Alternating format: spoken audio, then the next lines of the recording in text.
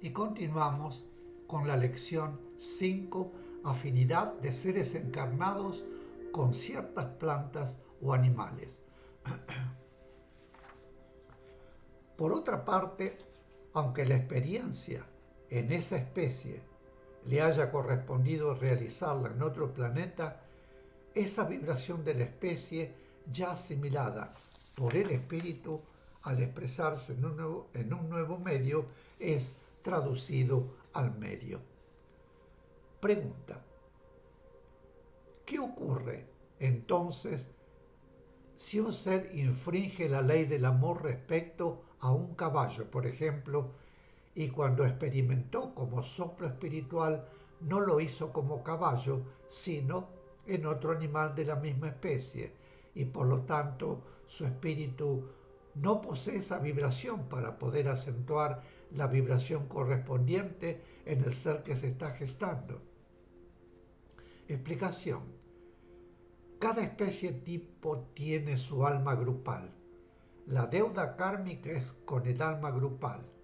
Por lo tanto, si debe hacerlo, puede encarnar con las características de cualquiera de las familias incluidas dentro de esa alma grupal, en una de las cuales, sin duda, el ser ha experimentado, de manera que podría haber dañado a una cebra y encarnar con rasgos que recuerden al caballo o al asno.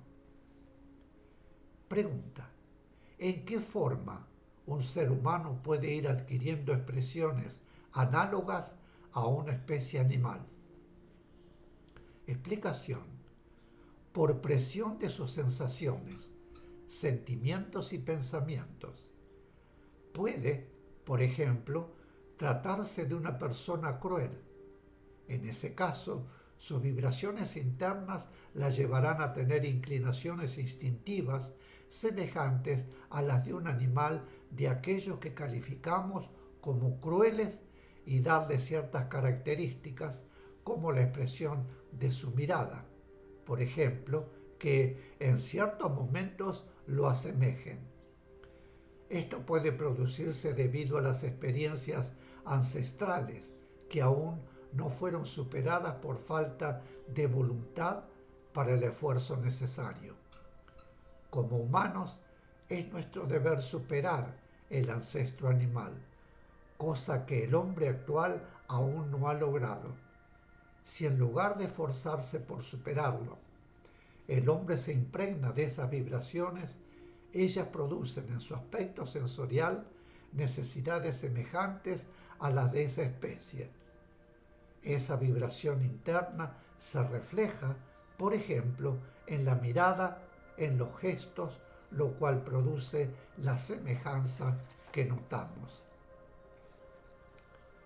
De esto se desprende que debemos discriminar por qué algunas personas nacen con rasgos animales y por qué otras van adquiriendo paulatinamente rasgos animales. Cuando aparezca la nueva raza humana, espiritualizada, el hombre ya habrá superado a su ancestro. Entre tanto, lo conserva y un factor u otro pueden hacerlo aflorar, aún en algo sutil como la música. Recordemos que la música y los bailes de ciertos ritmos llevan a estados, podríamos decir, selváticos, cayendo en delirio grupos enteros. Significa que íntimamente la vibración está en esos seres y ante el estímulo aflora. Si no aflora en todos, es porque han actuado la voluntad y el esfuerzo por superarlas.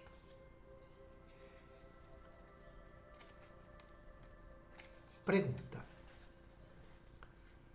¿puede el ser conservar también sensaciones animales? Explicación: el ser conserva en vibración espiritual la esencia de sus experiencias en la especie animal, pero no puede conservar sensaciones animales porque éstas corresponden exclusivamente a la vida física del animal. Podría como humano, tener sensaciones semejantes a las sensaciones animales, pero serían sensaciones humanas, que si bien podrían haber degenerado, no dejarían de ser sensaciones humanas. Por ejemplo, aunque el hombre tenga rasgo de mono, sentirá atracción por una mujer y no por una mona. Pregunta: ¿de dónde proviene la analogía del aspecto sensorial con un animal? Explicación: de la falta de superación del aspecto emocional, pues por no superar sus emociones las van animalizando cada vez más y así el aspecto sensorial desciende, asemejándose al aspecto similar animal. Pregunta: en una encarnación expiatoria, ¿cuál sería el proceso seguido espiritualmente para que llegue a conformarse un ser con rasgos parecidos a los de la especie con la cual tiene ese espíritu una deuda kármica? Perdón.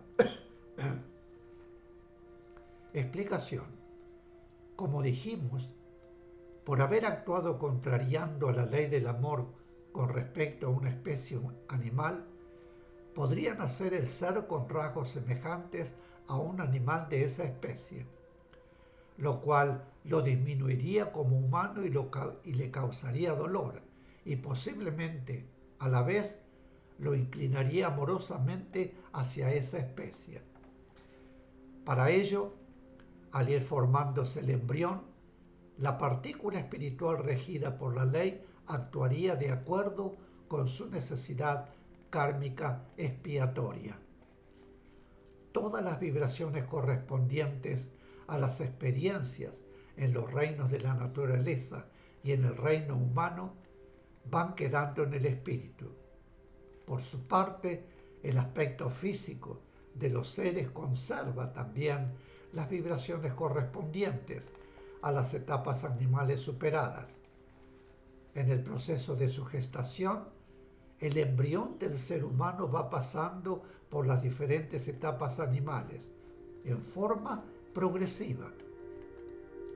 En caso de necesidad kármica expiatoria, la partícula espiritual acentúa la vibración física correspondiente a una de esas etapas animales, que es la que corresponde a su necesidad kármica.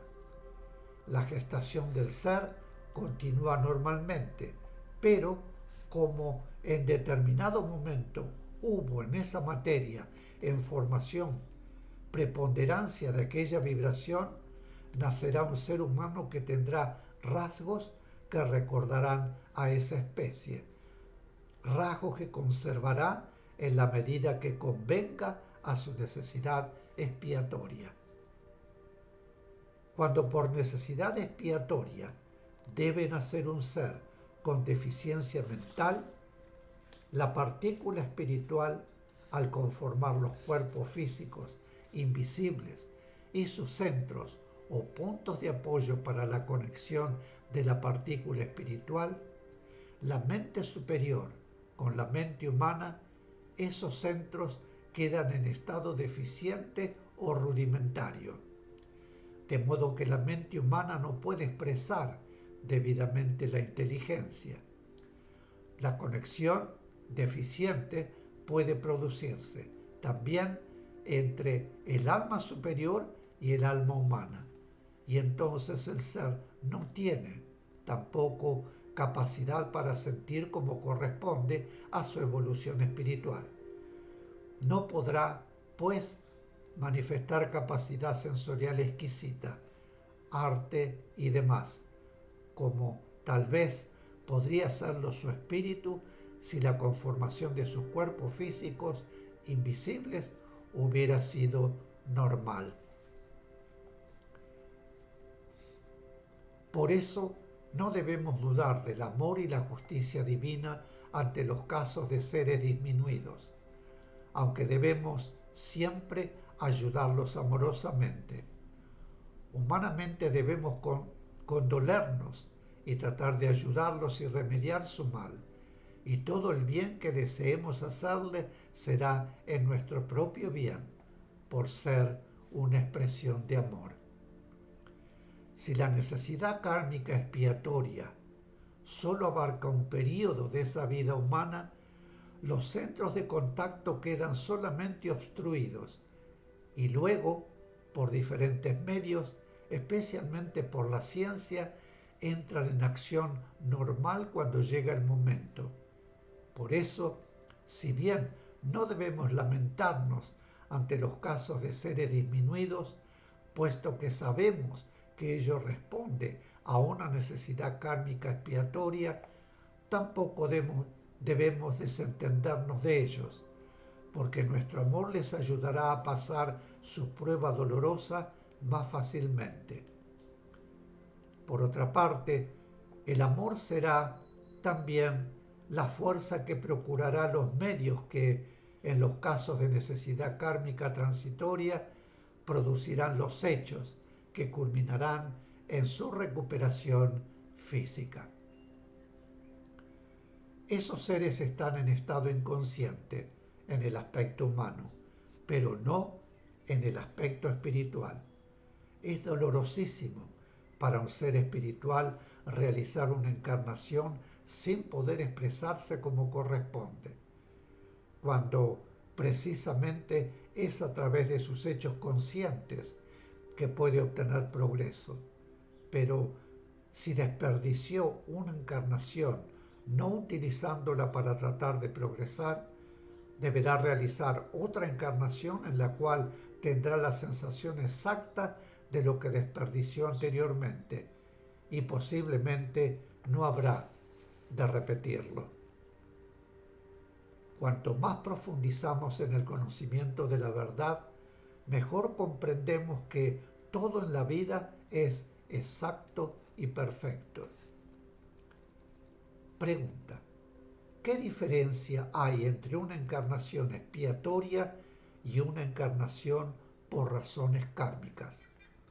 Explicación: una encarnación expiatoria es una encarnación con karma doloroso creado por el mismo ser, y una encarnación determinada por razones kármicas, con mayúscula, tanto puede ser necesidad del propio progreso evolutivo como puede serlo para el bien de otros.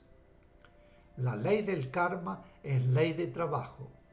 El proceso espiritual y físico de preparación es en ambos casos el mismo, pero la causa puede ser necesidad de expiación o necesidad de trabajo, como por ejemplo proporcionar a quienes aman al ser disminuido y sufren por él pena constante, la oportunidad de purificarse, lo cual constituirá un pago expiatorio para ellos y para el ser que encarna como humano disminuido. Solo necesidad de trabajo, en cuyo caso no sufriría espiritualmente. Este, como todos los trabajos espirituales, se pide por amor antes de encarnar. Mis queridos, aquí haremos un corte. Vuelvo de inmediato. Gracias.